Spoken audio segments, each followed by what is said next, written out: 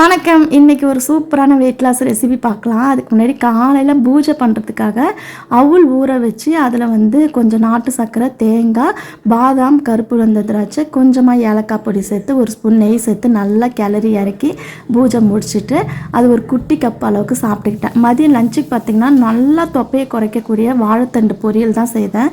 எவ்வளோ வேணாலும் இந்த வாழைத்தண்டு சாப்பிட்லாம், சூப்பராக தொப்பை குறையும்.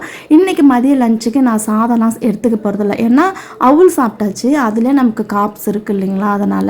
அதுக்கப்புறம் பன்னீர் தான், கொஞ்சம் சாம்பார் பொடி, கொஞ்சமாக உப்பு, தேங்காய் எண்ணெய் சேர்த்து அப்படியே லோ ஃப்ளேமில் வச்சு ஃப்ரை பண்ணிக்க போகிறேன். இந்த பன்னீரை நம்ம ஃப்ரை பண்ணி ஸ்டோர் பண்ணி வச்சுக்கலாம். 2 நாளைக்கு கூட நம்ம சாப்பிட்டுக்கலாம். அதை ஃப்ரிட்ஜில் ஸ்டோர் பண்ணணும். இப்போ மதிய லஞ்சுக்கு நிறைய வாழைத்தண்டு பொரியலும் பன்னீரும் தான் எடுத்துக்க போகிறேன். நைட்டுக்குமே வாழைத்தண்டு பொரியலும் பன்னீரும் தான் எடுத்துக்க போகிறேன். பேலியோ டயட் ஃபாலோ பண்ணுறவங்க இந்த வாழைத்தண்டு பன்னீர் சூப்பராக சாப்பிட்லாம், தொப்பை குறையும்.